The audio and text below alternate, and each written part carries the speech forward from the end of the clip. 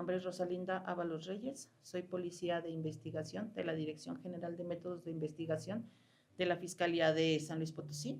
Desde hace 26 años, en julio del 2020 me comisionan como jefa de la delegación La Pila, que era es una zona muy conflictiva. Yo solicité a mi jefe que no me trasladara a esa zona porque pues, yo sabía que estaba muy pesado porque van inmersos en esa zona los cárteles de la delincuencia organizada, como es el cártel Jalisco Nueva Generación y otros, y más que se peleaban el territorio, ¿no?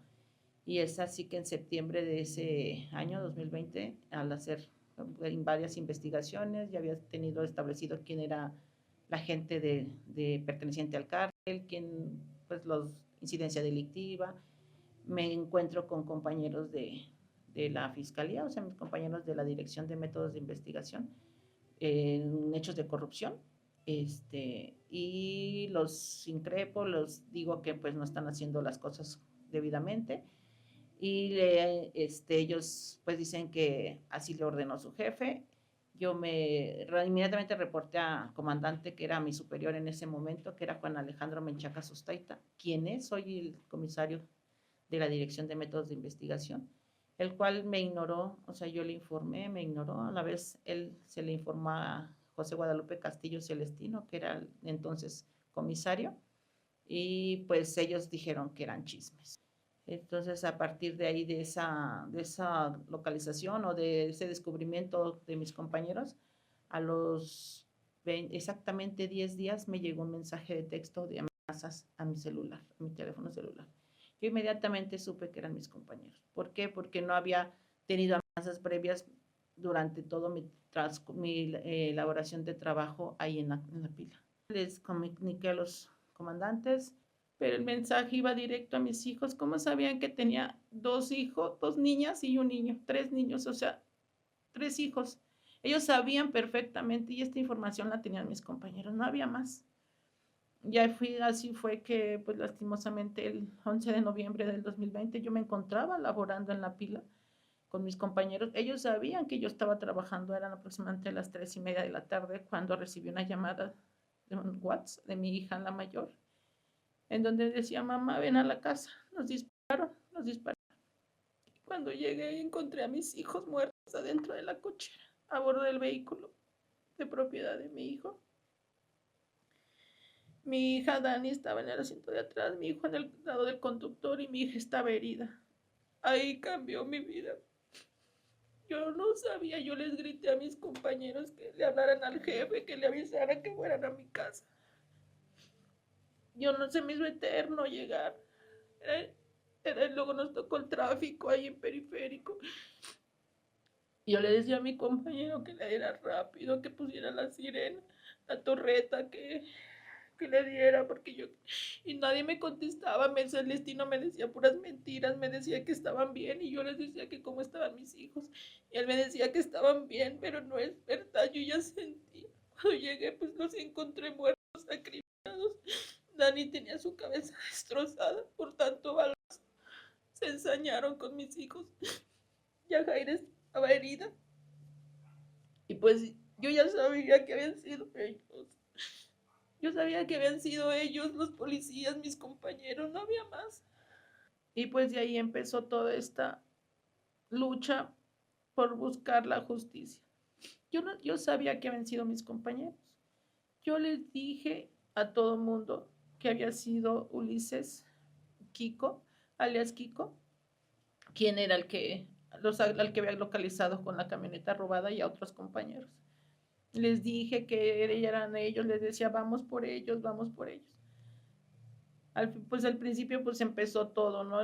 El peregrinar de esto, de pues solicitar la devolución de los cuerpos, pues velar, era pandemia, no se podían velar así en las funerarias, no te permitían ingresos, se batalló mucho, pero al final velé a mis hijos en mi domicilio, a los dos. Mi hija presentó una lesión en el brazo derecho con una fractura, el proyectil se le quedó alojado en el brazo. Y de ahí se desprendieron las primeras investigaciones, en donde se estableció que la participación de mis compañeros policías coludidos con integrantes del cártel Jalisco Nueva Generación. Entre ellos pues está Roberto Carlos, alias el Cometa o el Capuchino, que era el líder del cártel Jalisco con la célula de ahí en La Pila. Están José Guadalupe, alias el Lupillo, que también es de La Pila, que él es el que les proporcionó las armas calibre 40, las armas que usaron. Está Fernando, alias el Perra, alias el Choca, perdón. Está Felipe Prisciliano, alias el Perra. Evaristo Martínez, alias el Tolo. Él es el segundo del cártel Jalisco, de Roberto Carlos. Y está Ulises, que es policía de investigación. A la fecha, estos 6 que acabo de nombrar apenas en días pasados, que fue la audiencia entre el 9 y 10 de febrero, porque terminó hasta la madrugada, por eso abarcó los 2 días, se dictó el fallo condenatorio en contra de estas personas. Y la individualización de la pena fue ahora el día 16, en donde el Tribunal de Enjuiciamiento determinó sentenciarlos a 68 años con 6 meses de prisión a cada uno. Tengo la siguiente fecha de otro juicio contra otro policía, Miguel N., alias el Miki. Hay fecha para audiencia intermedia para los otros 2 policías, que es Brian N. y Juan Carlos N. Juan Carlos alias el Fuerte y Brian alias el Brian. Ha sido muy duro toda esta lucha porque no fue fácil, porque al final del camino estoy enfrentando al sistema, a la misma fiscalía, que hay un marcado conflicto de intereses, porque los mismos policías que investigan son los mismos policías y los están encubriendo, porque hay una carpeta diversa que se inició por servidores públicos, donde precisamente hay una ministerio público involucrada, que era la que les daba la protección. Ella en su momento, cuando los conoció, cuando se armó toda esa red de corrupción, ella era Ministerio Público encargada de la área de combate al narcomenudeo, que es llamado COE, y ella hacía toda esa protección institucional, o sea, le llevaban los detenidos, ella le llamaba a su esposo, para que es el abogado, que es abogado, para que él se hiciera cargo de la defensa y ella ganaba dinero y les daba la protección. Incluso ella tiene participación, porque hay unos datos, de datos pues autorizados, no puedo dar más información, pero datos autorizados donde se le establece su vínculo con el jefe del cártel Jalisco, con Roberto Carlos, hoy sentenciado. O sea, ya se le acreditó su responsabilidad. Él sí pertenece o pertenecía a ese cártel Jalisco y ella tenía esa relación, pero demasiada unida, o sea, un ministerio público. Cuando pasó estos hechos el 11 de noviembre del 2020, Roberto Carlos contaba con orden de aprehensión por desaparición forzada. Y aún así, o sea, a todos los integrantes o todos los que tienen policías que tienen que ver con mi caso son integrantes del mal llamado cártel de la ministerial. Ese cártel de la ministerial surge un poquito antes, o en ese, que yo recuerdo, en ese año, precisamente pues había muchos señalamientos de Ulises, alias el Kiko, donde pues andaba cobrando derechos de piso, el robo de vehículo, venta de droga, o sea, trabajaban para todos los cárteles. Por ejemplo, si pudiera decir que para el cártel noreste le quitaban droga y se la daban a los del cártel Jalisco, a los vendedores, para que se las vendieran.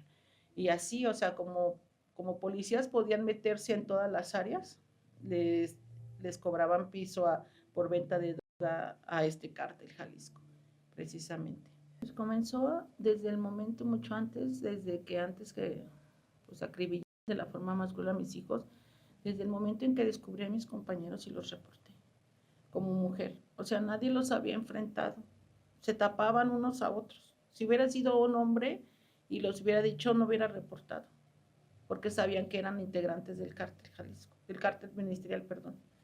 Entonces yo los reporté. O sea, ellos hicieron mal con esa camioneta, estaban mal, yo los descubrí, yo no los andaba investigando, yo estaba en mi zona, en mi área de trabajo, ellos llegaron a esa área El reglamento lo dice que no podrás meterte a otras áreas si no es con aviso o con una justificación que andes investigando. Todo estuvo mal, las personas que ponen a disposición esa camioneta son otros, no los que la traían, o sea, está todo muy mal, yo lo empecé a notar. Entonces cambió desde que yo les dije a los jefes y no me hicieron caso. O sea, yo le dije a Juan Alejandro Menchaca, hay tarjetas informativas y le dije, me los encontré y me dijo, deja ver qué andan haciendo estos cabrones, güera. Así me dijo porque a mí me conocen el trabajo como la güera. Y después cuando llega, eso fue cuando los encontré, llega el mensaje y le volví a avisar y le dije, mira, aquí está el mensaje. ¿Por qué no le dijiste al comisario? Y dijo, a ver, vamos a entrar porque nosotros nos vemos como cadena de mando, ¿no? O sea, no puedes meterte tú con el superior si no es por mediante tu superior inmediato, tu jefe inmediato. Entonces él se metió y dijo, ¿qué crees que hicieron estos cabrones, güey? Le dijeron que tú eras la que traías ese vehículo custodiando. O sea, me voltearon las cosas. Entonces yo me empecé a desesperar porque yo sabía que era el cártel ministerial y que estaba luchando sola contra ellos. Llega, ya está esa primera, la segunda, el mensaje, me llegaron otros mensajes y nadie hizo nada por mí. Incluso a Juan Alejandro Menchaca lo habían amenazado en ese mismo año y él se cambió a un departamento allá por el rumbo de las Lomas. Él sí le dieron ese fondo, porque allá había un fondo desde entonces, un recurso que se llama Fondo de Contingencia, que tenía la Fiscalía para usarlo para protección de su personal, como era en este caso mío, como fue en el de él, pero él era hombre. Y después incluso otro compañero de Pedro Caballero también lo amenazaron y yo fui testigo porque yo lo acompañé cuando lo trasladaron a un hotel porque lo habían amenazado y después a una casa donde él estuvo seguro con su familia. Y yo no tuve nada de ese apoyo por ser mujer. Y desde ahí, o sea, yo tenía ya miedo, pero yo no tenía otro domicilio donde irme. O sea, sí me arrepiento que no moví a mis hijos, pero yo no sabía. Yo decía, son mis compañeros, no se van a atrever a tanto. Y mal me equivoqué. Pues al principio yo no me involucré mucho en la investigación por obvias razones. Estaba destrozada y sigo destrozada, caminando siempre con el dolor. Yo pues no sabía. Celestino me dijo que me moviera de mi casa, que por seguridad me empezó a dar ahí el apoyo, hasta después, como dicen, ¿no? Después de ahogado el niño, quieren tapar el pozo. Ahí empecé a recibir el recurso de fiscalía cuando debía haberlo recibido desde antes. Y pues entonces ahí pues era el duelo enorme, o sea, el salir, el empezar con la vida, pues es muy complicado. El que operaran a mi hija, la primer cirugía, estar más de 15 días en el hospital. No tuve tiempo de vivir un duelo porque todo fue así. Luego después la rehabilitación de mi hija.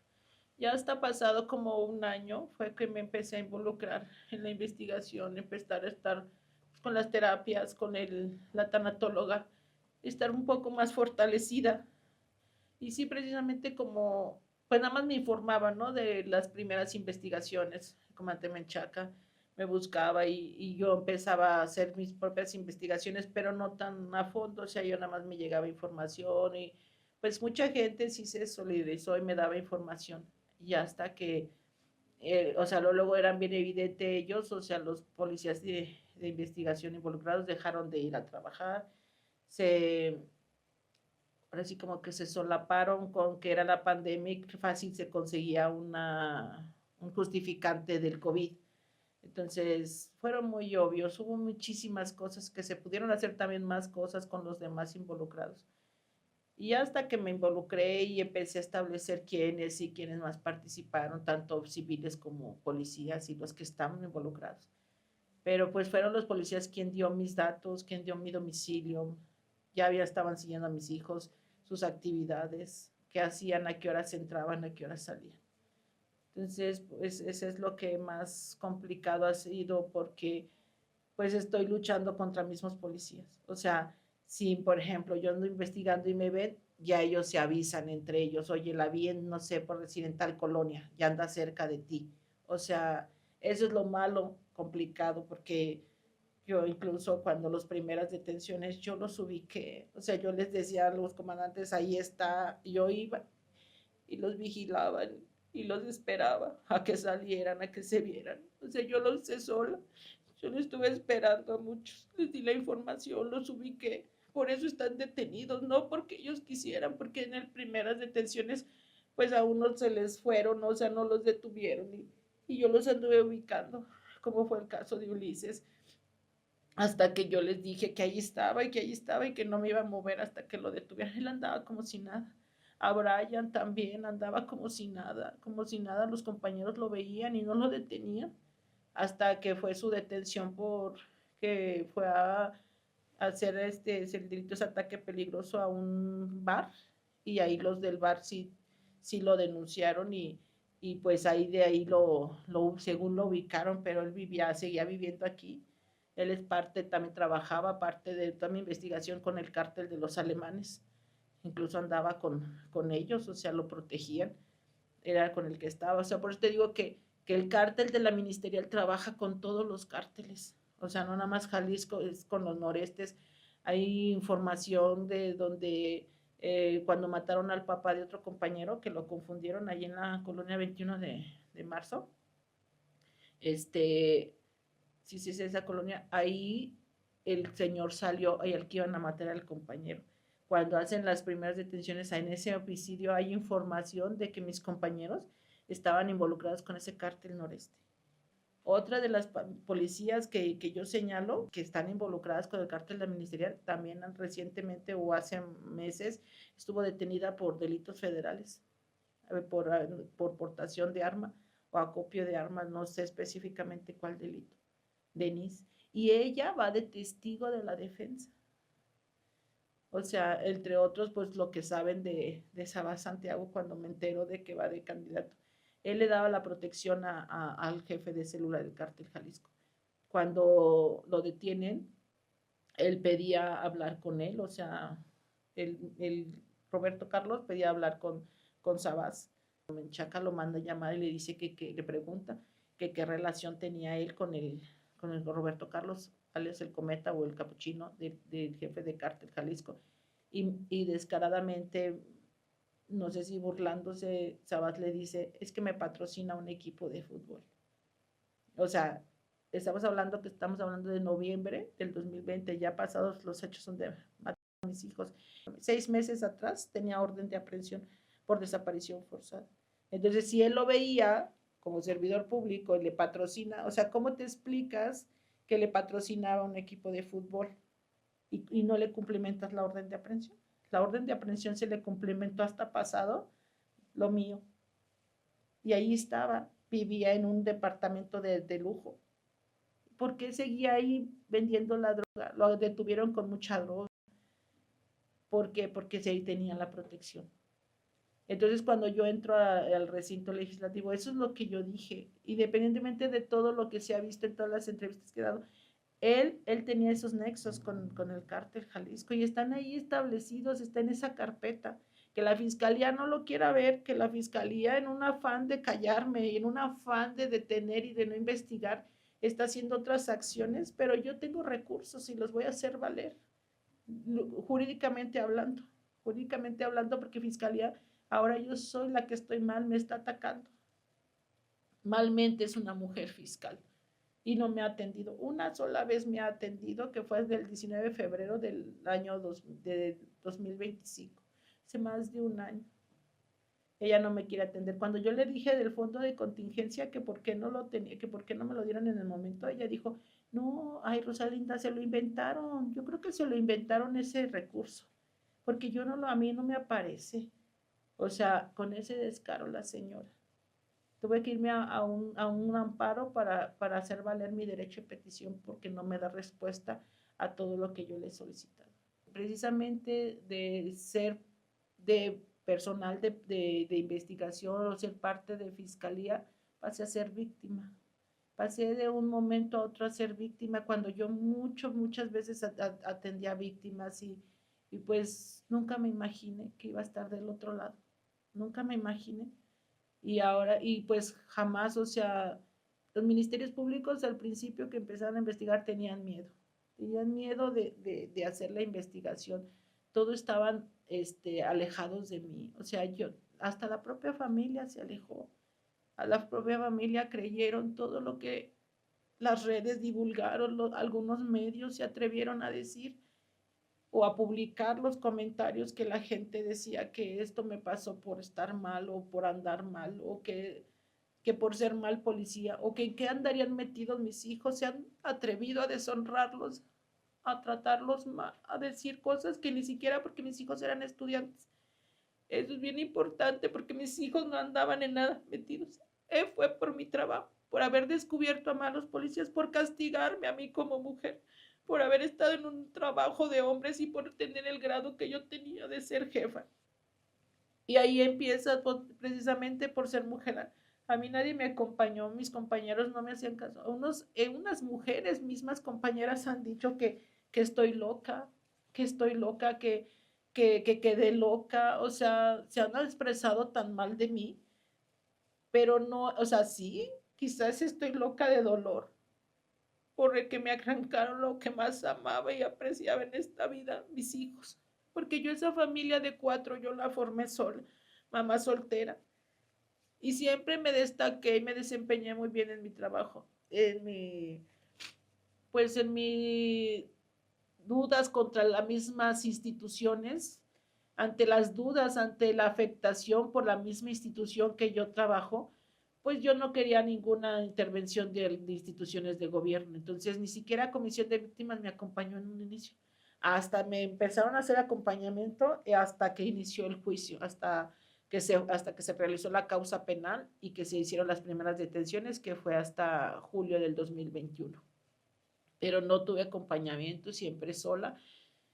Yo sola empecé a hacer mis investigaciones. De fiscalía yo no tuve ningún apoyo, o sea, el entonces fiscal Federico Garza, yo recuerdo una entrevista que le hacen sobre el cártel de la ministerial y él dice, en su misma entrevista dice, es que si ella no denunció, no nos dijo nada, o sea, claro que denuncié, claro que les dije, el que se haya hecho omiso es otra cosa, porque él se estaba llevando ese dinero junto con Celestino de ese fondo de contingencia, de donde Celestino ahora vive en una zona exclusiva con una casa de 10 millones cuando duró como comisario 5 años, o sea, 2 millones por año del sueldo, o sea, y los gastos y las comidas, o sea, ¿de dónde te alcanza para comprar una casa de 10 millones?